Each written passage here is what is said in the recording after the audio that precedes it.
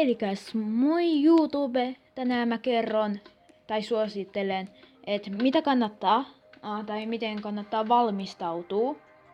Eli noin kuukauden päästä on Harvest Moon festivaali.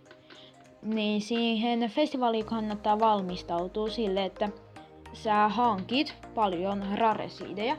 Jos sä et ole hirveän rikas, vaikka sulla on esimerkiksi 200 pinball seedia, niin sun kannattaa myydä ne 8 VL.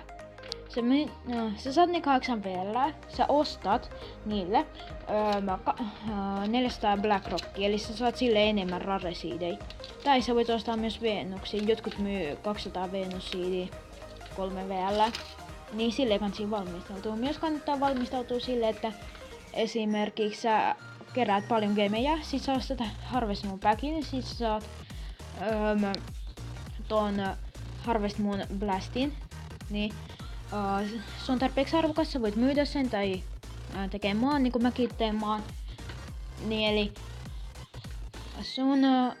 se on teidän oma valinta. Niinku.